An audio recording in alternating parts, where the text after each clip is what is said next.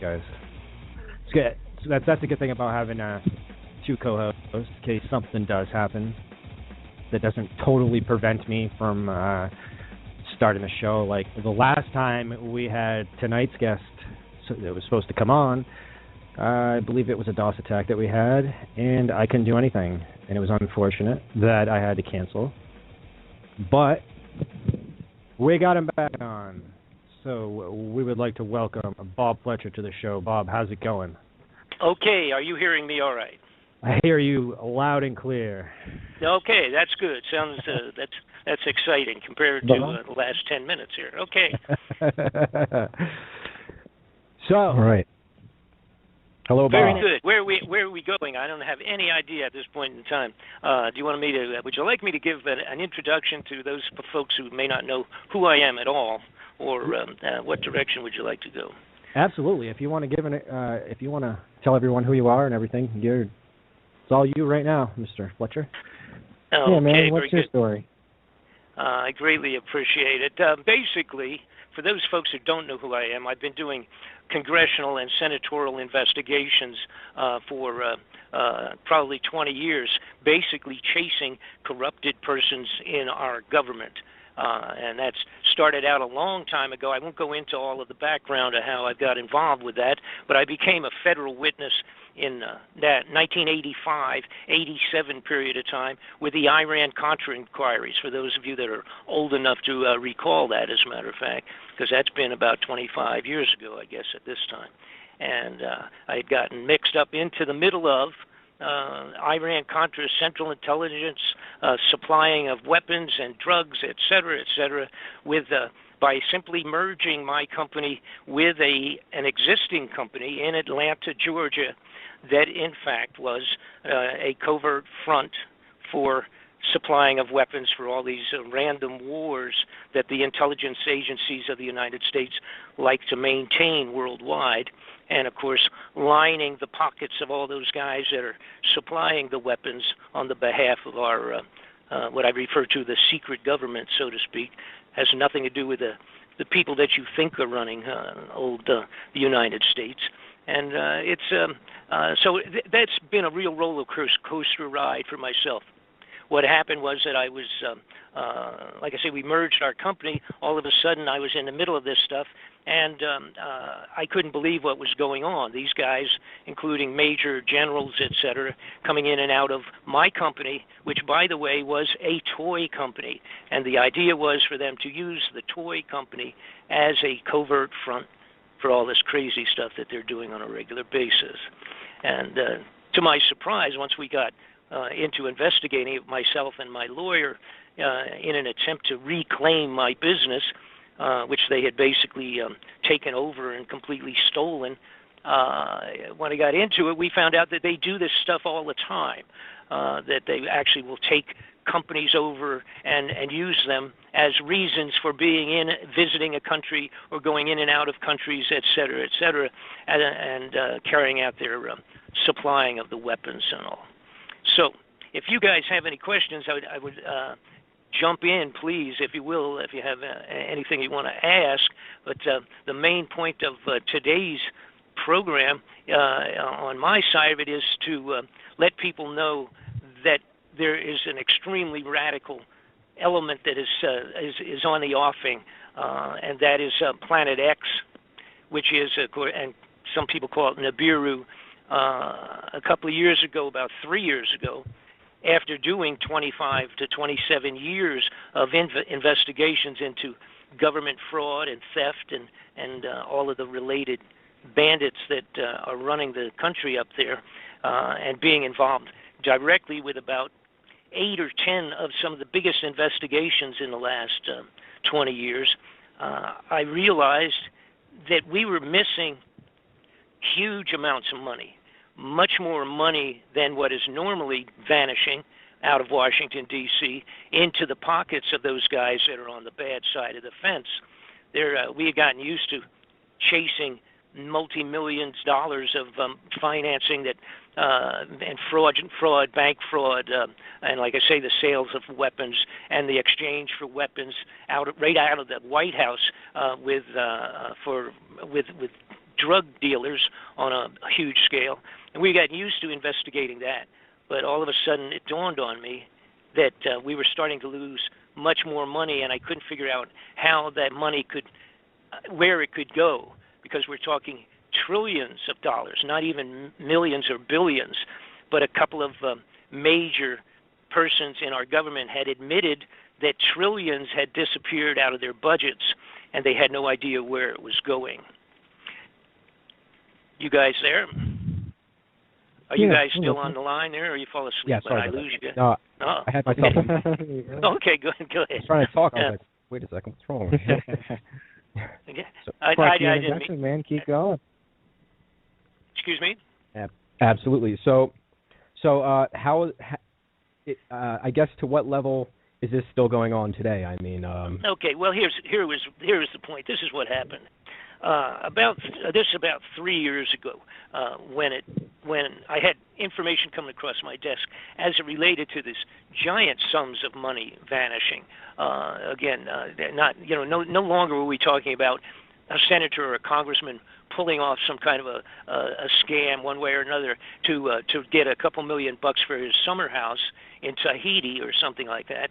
We were looking at, to my shock, Donald Rumsfeld, who was in charge of the Defense Department at this particular point in time, on the day before the 9/11 event took place.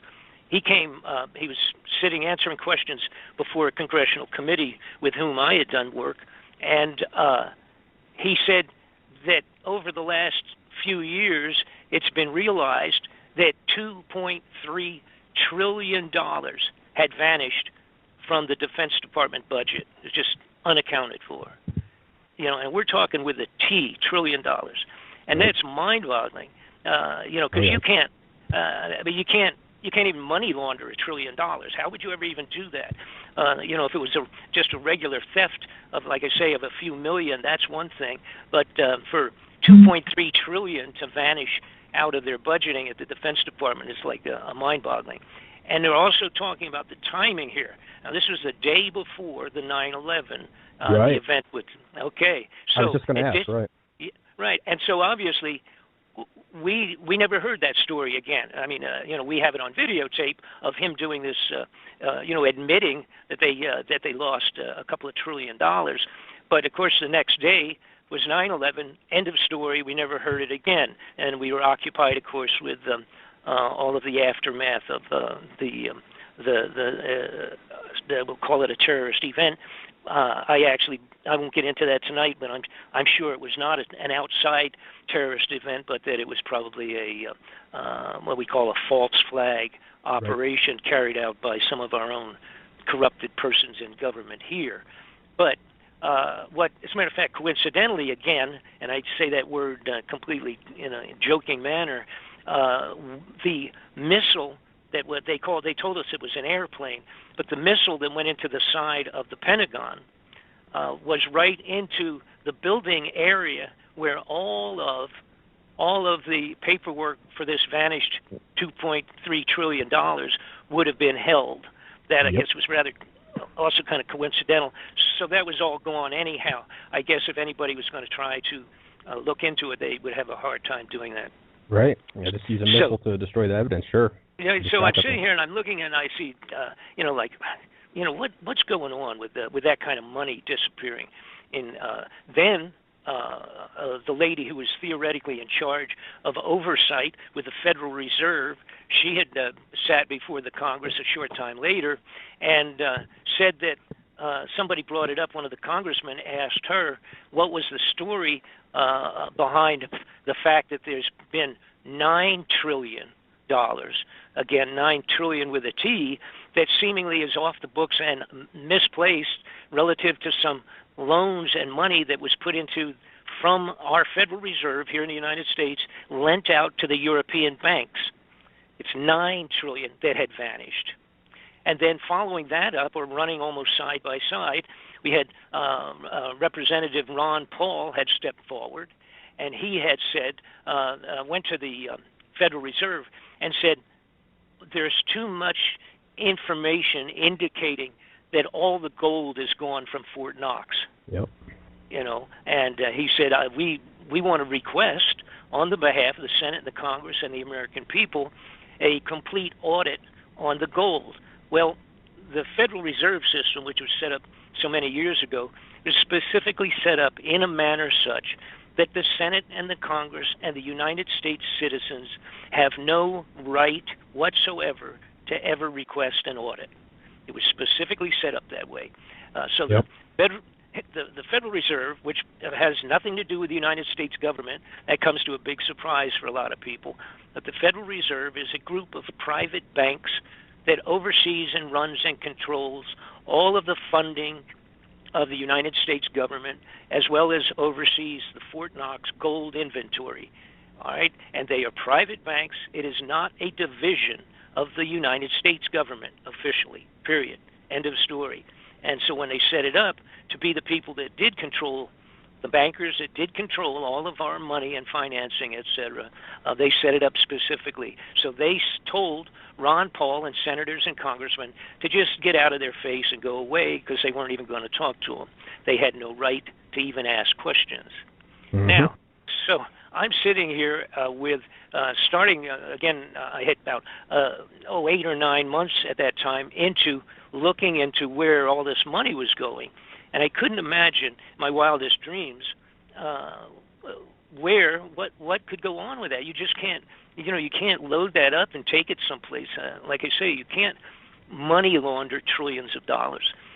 So I then, of course, had constantly receiving information from people all over the different levels of our government and friends of mine out of the intelligence agencies and what have you. And this going back, a full over 25 years. And someone came to me and reminded me of the underground facilities that were being built all the same period of time. By the way, the funny stuff started seriously about 1983 to 85, which was a period of time when we were into that Iran-Contra stuff. Ronald Reagan was president. George Bush, who was really running the show, was vice president. And all of this, a lot of changes in huge projects, Defense Department money. They were talking about doing this Star Wars initiative where they're going to put up a whole bunch of series of satellites that was going to track when a flea farts in Omaha, could tell you where the flea was located and all that kind of stuff. And they were going to track everything that the Russians or the Red Chinese were going to do. They were going to be able to track it down and all of that. That was all this Star Wars gobbledygook, which I found out later what everything that they did put up in the Star Wars operations, these telescopes and satellites and transmission sensing devices and all of that, were actually aimed outwards. They were not aimed at the Earth to keep track of things. They were aimed outward to outer space. And of course, like I say, it also was a time when they started doing what was called the continuity of government. They had huge expansions of what was called continuity of government, and that was where these underground facilities came back to surface. All right. So what we're talking about in terms of these, there's over 100 of them in the United States today, and these are entire small cities, so to speak, underground all over the place in America, and they are specifically survival locations of facilities for limited numbers of people. Although with 100 of them, and some of them are pretty large, a lot of people could be underground and live under there for quite a while. So at that point, and I was really very much up to speed on these, so to speak, because going back to the 90s, I had myself, with a friend of mine, snuck down under the Denver airport, which for many years had been rumored to be a huge underground operation, a huge facility like we're talking about. And on the very first week that it was opened in 1995, I had already been bombarded with people telling me what was going on underground there. And I didn't even understand it, couldn't imagine really at that point what they were talking about. Why would we be building giant underground like rats and moles under the ground at a tremendous cost factor? So I did sneak down underneath, and I got pictures way back in the 90s. But that was something I was involved with, investigations with Sonny Bono on drugs and smuggling right out of the White House, and investigating it with him and 2 or 3 other people. I was working with Henry Gonzalez on some other bank fraud things that we were trying to chase at that time. So these crazy pictures of underground facilities was something that I just put on the back shelf and hadn't gotten into in terms of trying to find out what was really going on. So I then moved into a situation where I was trying to figure out what would it be that would cause us to be so concerned with the need for underground survival facilities at a tremendous cost. So someone said to me, how about the stuff that's going on in China and in Russia and Red China and in England, a couple of European countries at the same time? And I said, well, what are you talking about? And they said, no, the underground, same situation, underground hideouts. So apparently the Russians in 2010 put out a mandate of their own that they were going to create 5,000 underground facilities, not big ones like we have in America, but 5,000 of them, and a couple of them were going to be big, and some of them were, a couple of the larger ones had already been underway for a while. And they were going to have these accomplished by the end of 2013, coming into the first of 2014.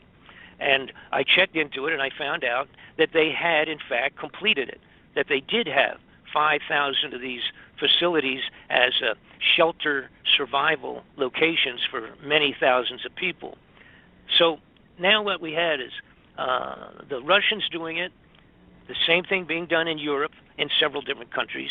The Red Chinese had gone and started converting what was a couple of thousand underground tunnel facilities that literally had been in China going back 1,000 years. They're back in the old days of antiquity. They used to fight wars by running in and out of these underground tunnels back when they were still doing bows and arrows and throwing rocks at each other. But they had a lot of them started already, 1,000 of them. So the Red Chinese had gone in and updated those and completed them the same as we had in the United States here for our 100 and 103 or whatever we have here.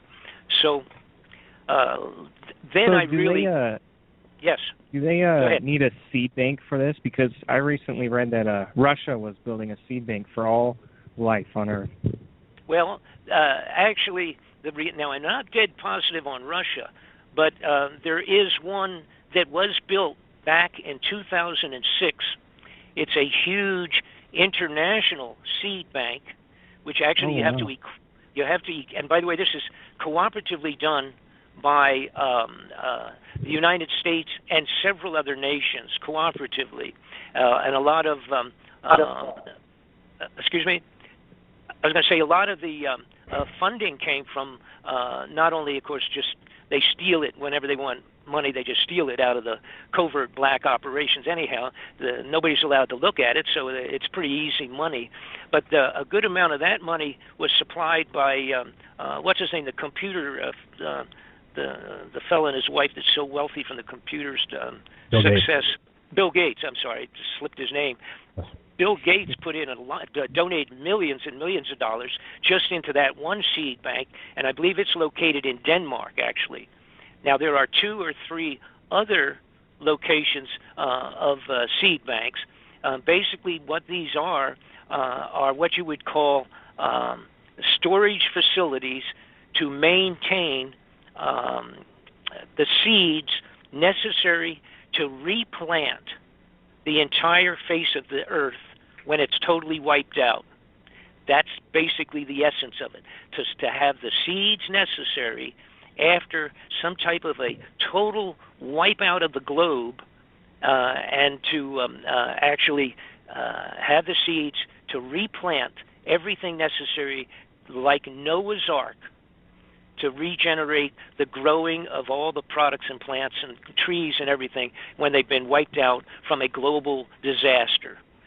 Now, there's, again, as I say, this one that I think is in Denmark, near Denmark. There's Norway, Sweden, Finland, and Iceland are all donating in terms of maintaining it.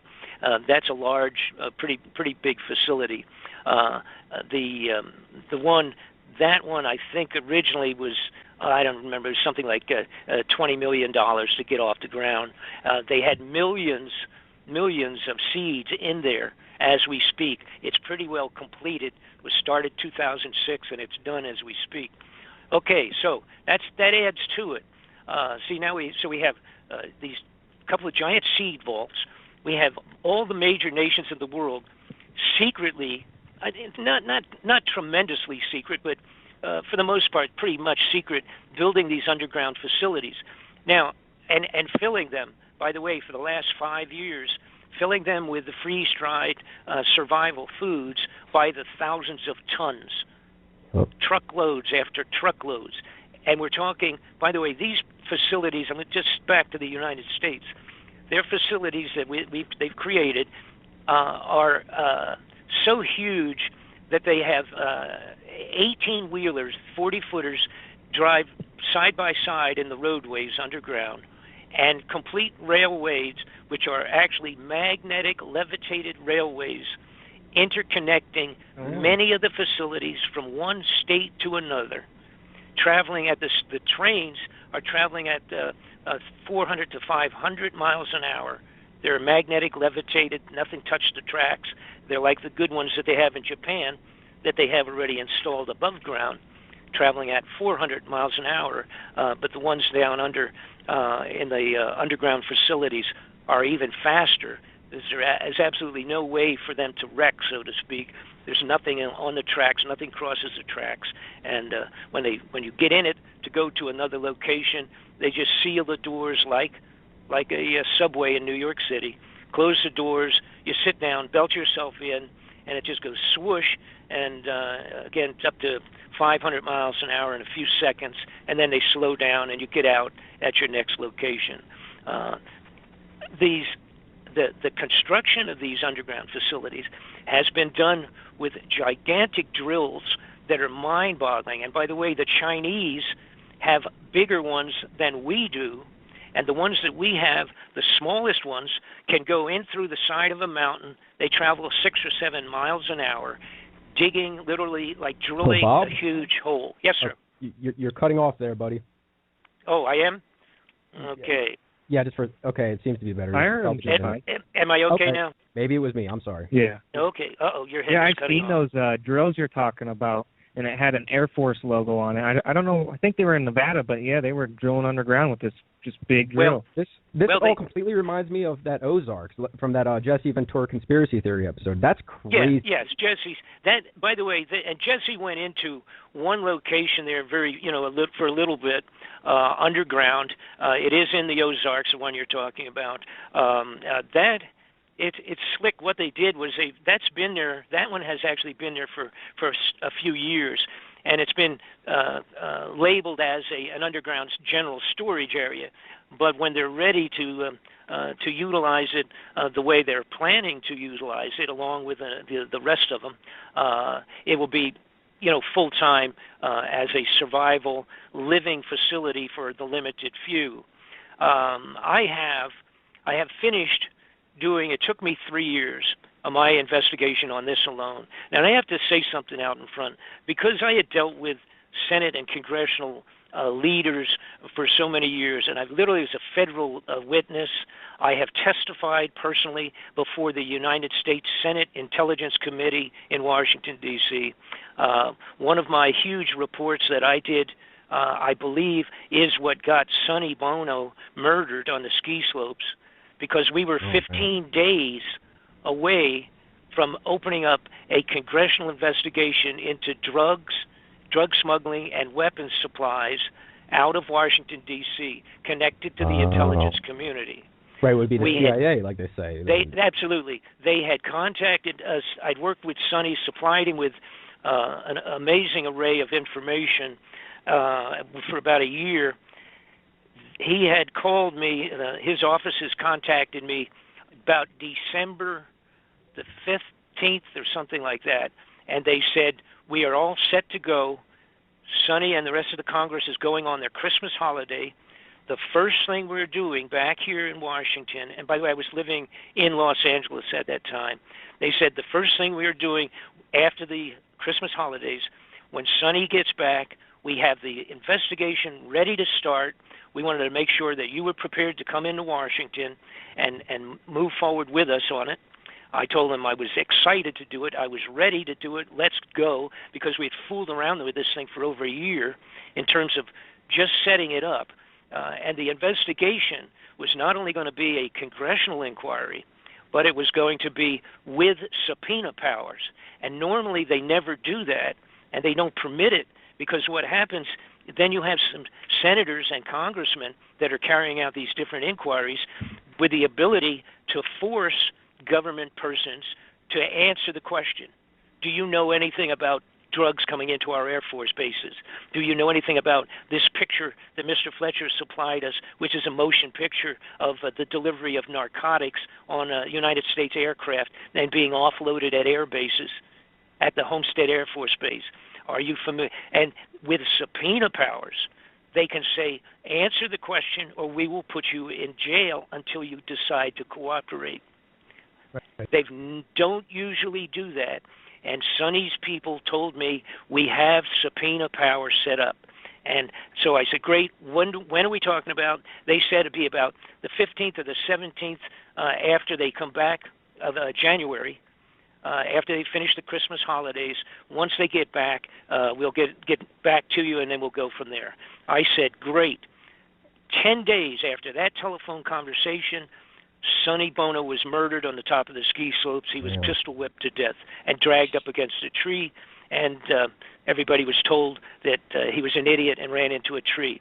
Right. And end of story, ha, Sonny Bono, and he's out of here, and that was the end. Now, the bad guys involved with this stuff, okay, and we're getting away from my subject, but I'll get back to that right away, but the bad guys that are involved with these things, they had to eliminate Sonny over the Christmas holiday. End of story. They could not allow him to come back because they couldn't allow the investigation to ever begin with the first gaveling of the opening of the committee investigation. They could not do that because if Sonny had been eliminated after that, they would have to continue the inquiry.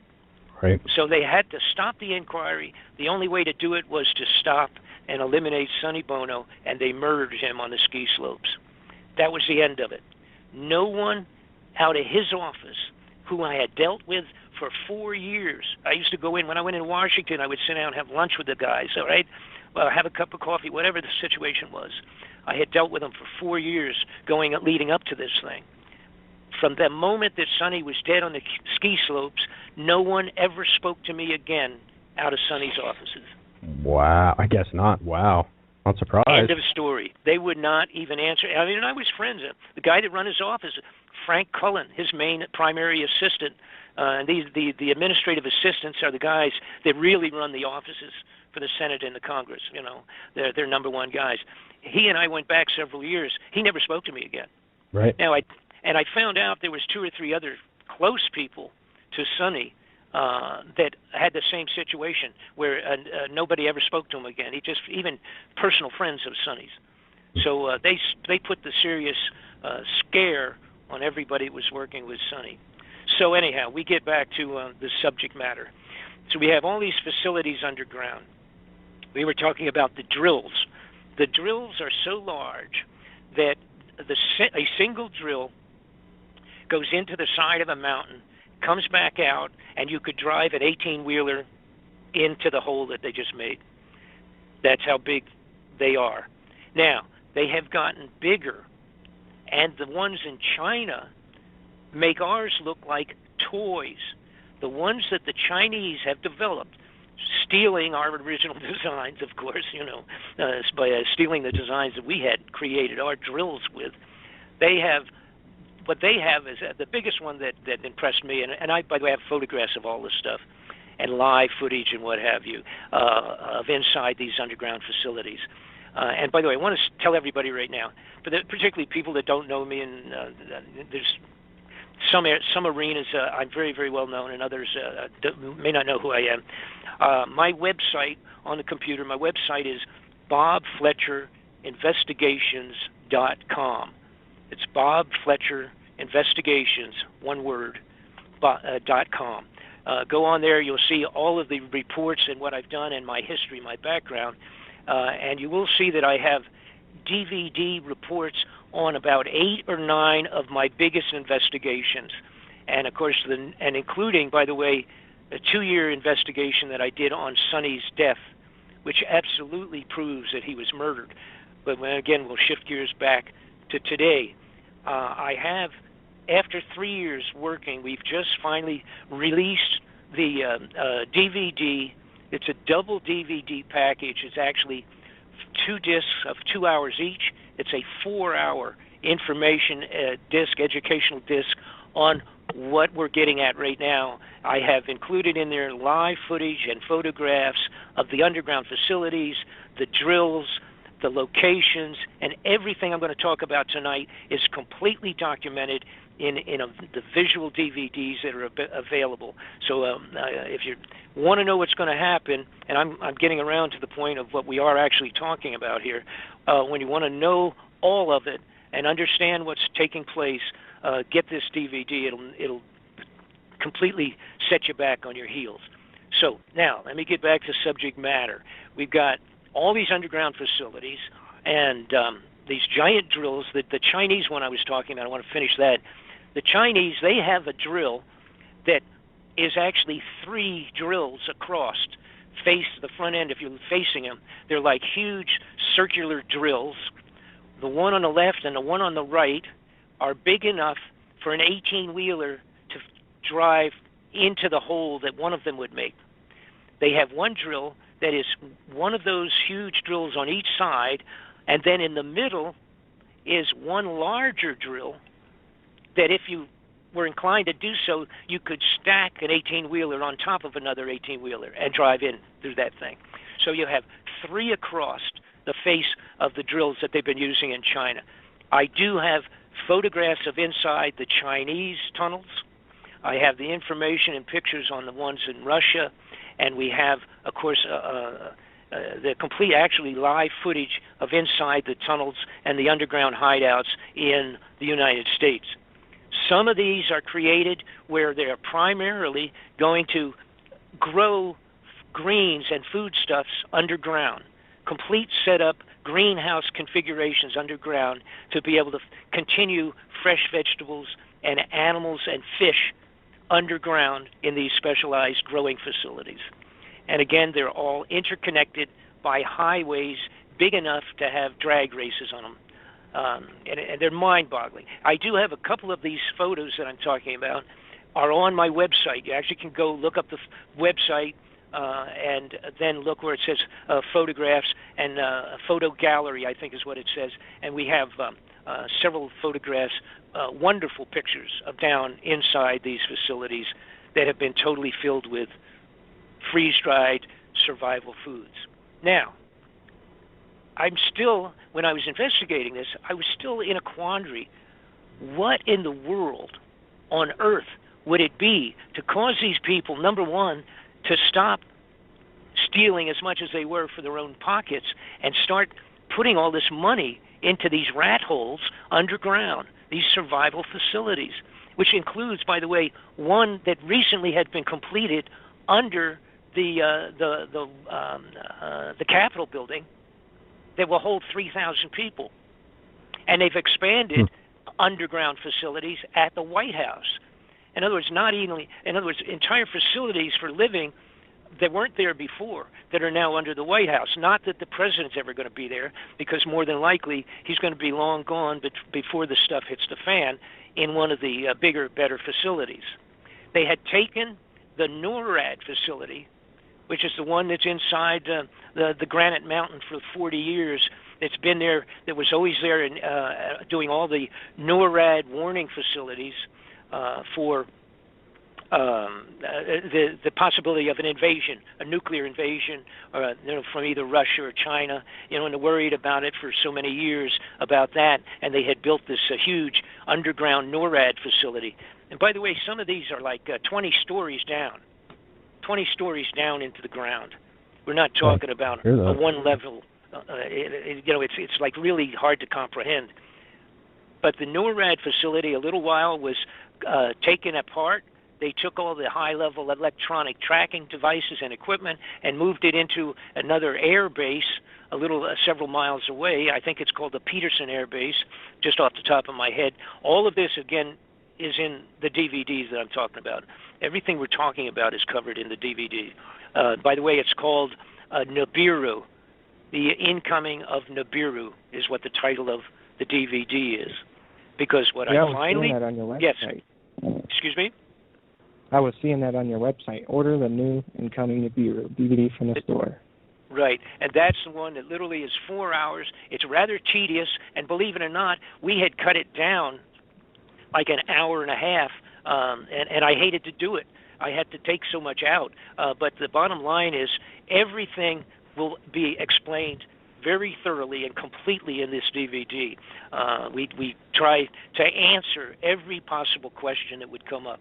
Now, let me get back on track. Here's where, so I'm sitting here and I'm saying, well, what would it be that would scare the leaders of all these nations so badly that they actually would be building facilities for themselves with our money, of course, being kept completely secret for the most part, and people kept completely away. You can't go to these.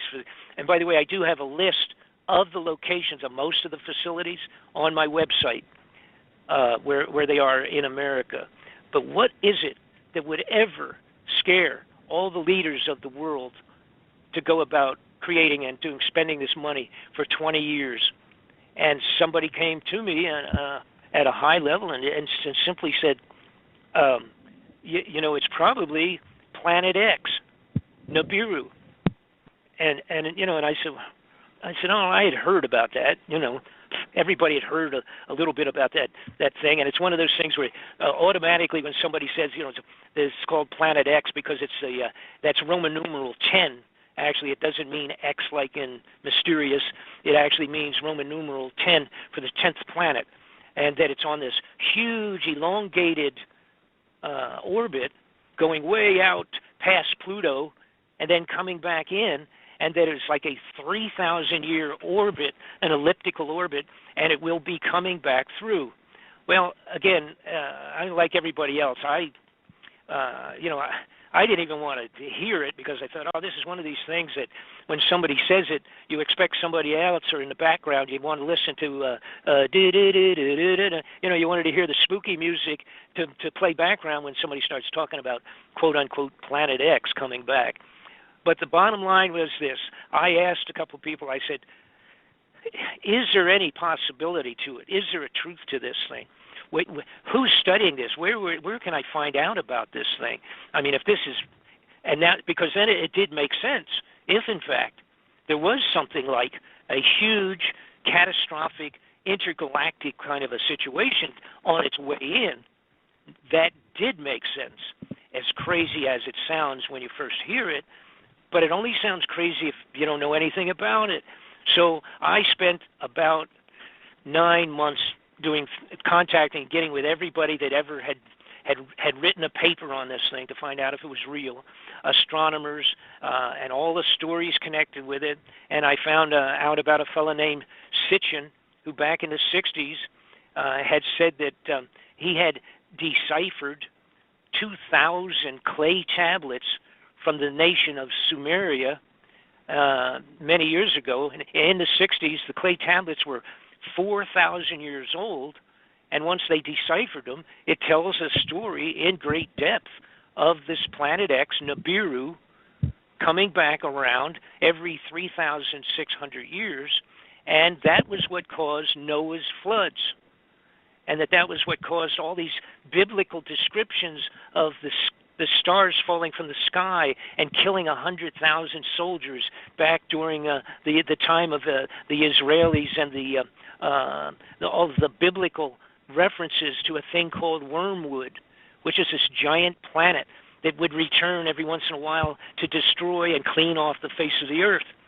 And so I'll summarize it by saying this. After contacting the people, getting all of the information I could from every possible direction, astronomical, scientific, biblical scholars, etc., I came to the conclusion that there is no question that Nibiru, Planet X, is on its way back in, that Ronald Reagan discovered it, was given the information by his people, and George Bush, approximately 1983. That was when everything started changing. That was when they finalized all these, started finalizing and completing these tunnels. And that's what it is all about. All the money has gone into constructing these survival facilities and filling the facilities with foodstuffs to maintain the elite, limited few that are going to have tickets to get down underground when the stuff is about ready to hit the fan. And when Nibiru comes back around, and by the way, here's the problem. There's nobody in the world yet since I've been talking about this, and now for about 60, 90 days since we've released the DVD, we've not had a single person that can answer the question, why are they building the underground facilities, and why have they filled them with foodstuffs so that they were ready as of last month, as of the beginning of this year. The foodstuffs in the facilities are like 98% done. Why are they putting the foods in today because a lot of people say, oh, it might be 50, 100 years. No, it's not. It's on its way back in. They would not fill it with the foods. They would not be stealing all the gold and stealing all the money and putting it into these underground facilities so that if it happened next week, that they would be able to get underground, okay? And it would be filled. It is already filled. All of them are ready for use. Tonight, as I am speaking, all these facilities are ready. And if there's anybody that can come up with a different reason, I want to know about it. Because here's what's happened. I contacted two major groups, so to speak, that have been doing the following the Planet X thing long before I even knew it existed, I got to tell you. They've been following this thing for long, like 30 years, 20 years. They agree. They disagree on a couple of things, but they agree that it will be coming back probably in less than 5 years. It may be coming back as early as being first seen next December, this coming December. That's exactly what I heard. An inside source told me that it's likely going to happen at the end of this year. Yes, here's the and now again there are a couple of disagreements in terms of a lot of little technicalities, and which all make sense, and they all are very intelligently logical and potentially proper. The consensus is the earliest time would be that it would be visually seen in December as a new star in the sky, out there someplace, wherever, and coming and getting bigger every week, and that it would pass. That's again now I'm talking December, January, February, March, and that it would be coming closest to causing the problems to Earth in March and April. All right, so it would be seen in December. It would be coming in, and then what's going to happen? It will. And by the way, this planet is been calculated to be 5 times the size of Earth. So it's pretty big. 3 times. No, it's physically. Well, of course, actually, nobody knows. I wouldn't argue. What I'm saying is that the bulk of the guys doing the astronomers that have done the physical reaction that it has caused, outlying planets, etc., things of that sort, they can calculate mass and blah, blah, blah. Okay, but also going by the description of the size of it that has been documented in every single historic scripture that goes back a couple of thousand years. It's in the Bible. It's in the all the Oriental astronomers actually wrote and tracked it coming around back in the year 10,057, and they kept track of it. They logged it in. The monks on the mountainside in Tibet logged it in. All of these people that have, and the Sumerian clay tablets, all right? And then there's another fantastic piece that I won't get into too much that I do explain in the DVD, but there was a bronze plate that's called the Sky Disk that was located in Germany. In Germany, it is dated to the year 3,600 years ago. 3,600 years ago, they did this disc, and it's the equivalent of, it's about 12 inches across. It's made of bronze and highlighted in gold, laminated in gold. And it shows the solar eclipse, and it's completely dated because it shows the locations of constellations and stars, which in today's computerized astronomy, you can take those stars, feed them into the new computer programs, and it will tell you the exact day to the day that this thing was created. And what it is actually a picture, if you will. You would call it, if it was done with paints, it would be a painting. It is a plaque, a disc plaque, 12 inches across, that has a picture of the sun, the moon, star constellations and their locations, and the fact that it's a solar eclipse taking place. But you can see both the sun and the moon, so they know that it was not the moon doing the eclipse, and it is Nibiru. But the big deal is the exact date of this thing was 3,600 years ago when it was created. It was discovered at an ancient site similar to Stonehenge. I only think it was I saw this before. That's only right. it was in Germany, and they had this disc, etc. And I go into all that, and I show it, and I have pictures of it, and all the rest of that business at the museum, and da da da da da.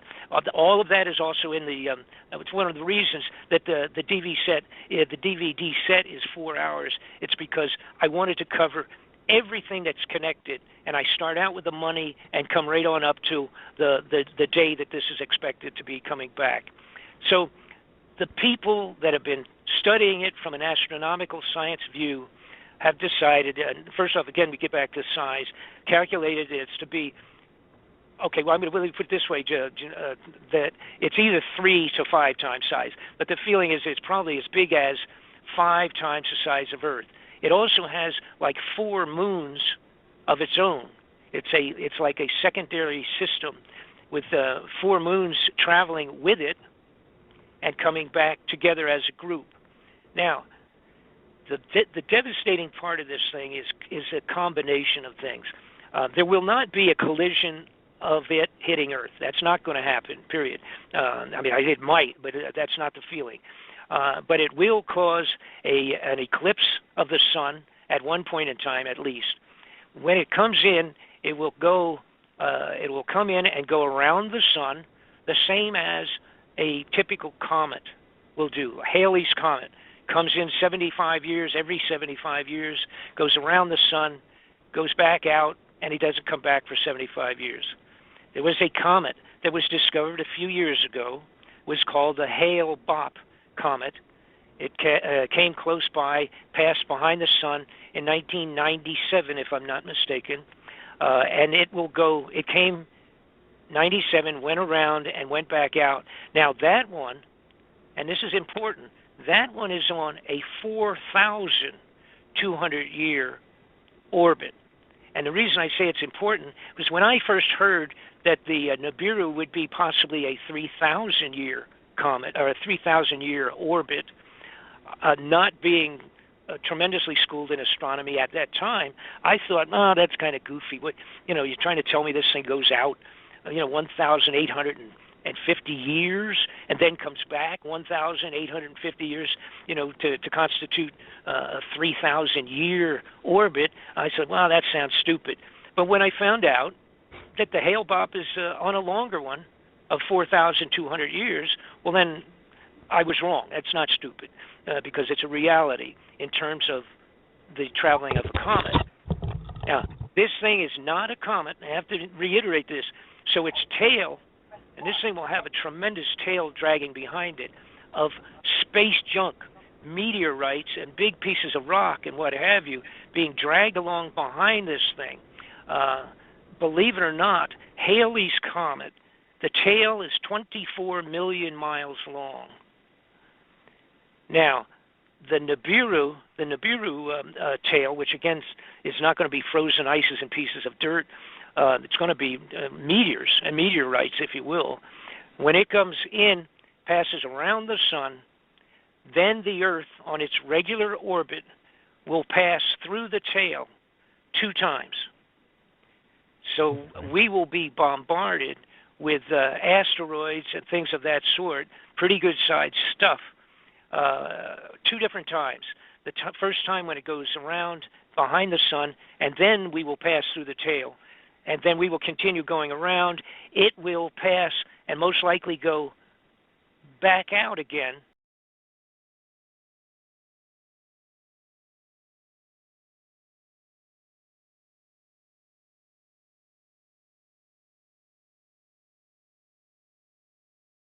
Guys, it's good. So that's a good thing about having 2 co-hosts in case something does happen that doesn't totally prevent me from starting the show. Like the last time we had tonight's guest that was supposed to come on, I believe it was a DOS attack that we had, and I couldn't do anything, and it was unfortunate that I had to cancel. But we got him back on. So we would like to welcome Bob Fletcher to the show. Bob, how's it going? Okay, are you hearing me all right? I hear you loud and clear. Okay, that's good. Sounds that's exciting compared to the last 10 minutes here. Okay. So, all right. Hello, Bob. Very good. Where are we going? I don't have any idea at this point in time. Do you want me to? Would you like me to give an introduction to those folks who may not know who I am at all, or what direction would you like to go? Absolutely. If you want to if you want to tell everyone who you are and everything, it's all you right now, Mr. Fletcher. Okay, yeah, man. What's your story?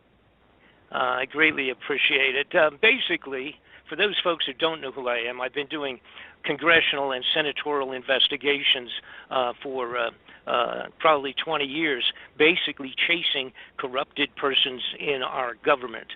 And that's started out a long time ago. I won't go into all of the background of how I got involved with that, but I became a federal witness in that 1985-87 period of time with the Iran-Contra inquiries, for those of you that are old enough to recall that, as a matter of fact, because that's been about 25 years ago, I guess, at this time.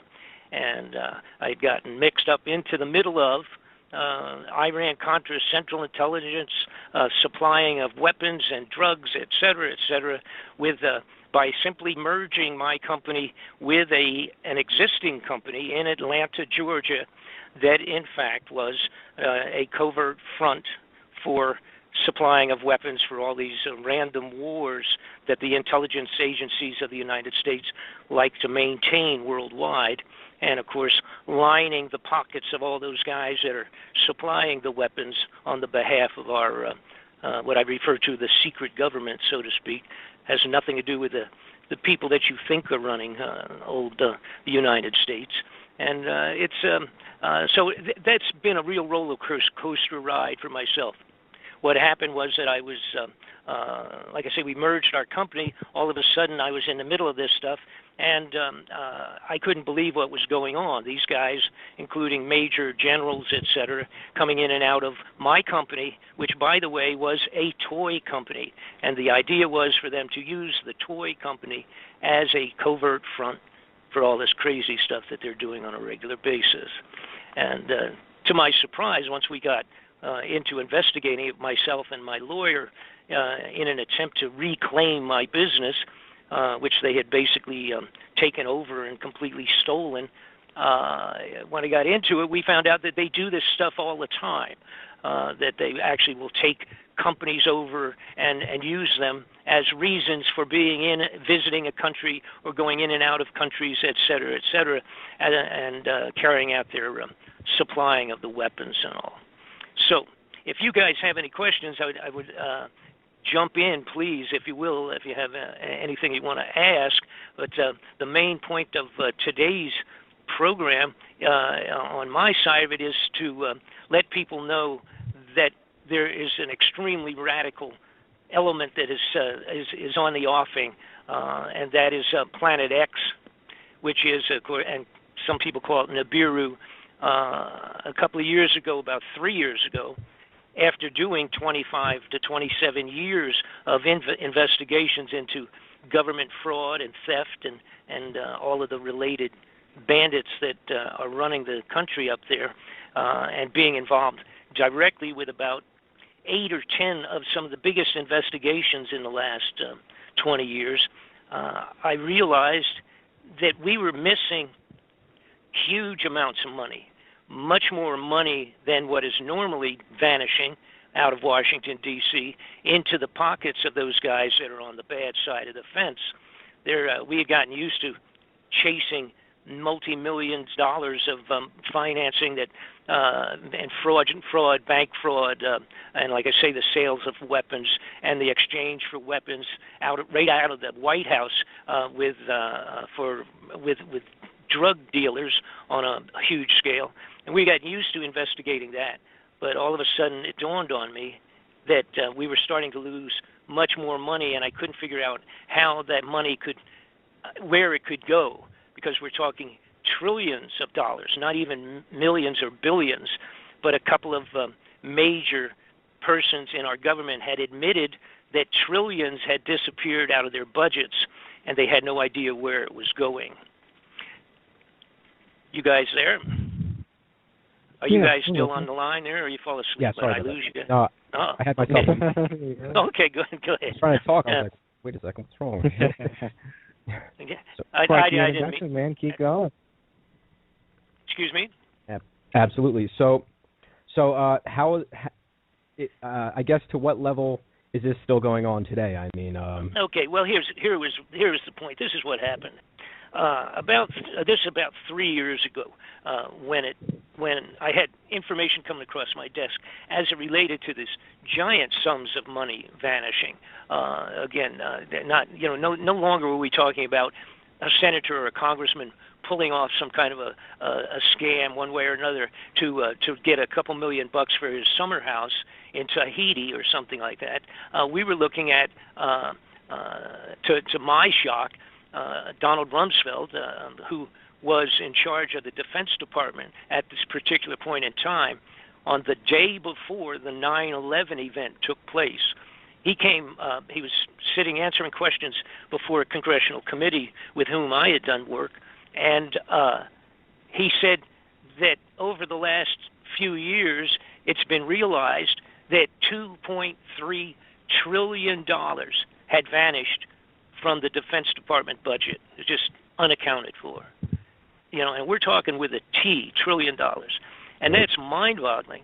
Because you can't even money launder $1 trillion. How would you ever even do that?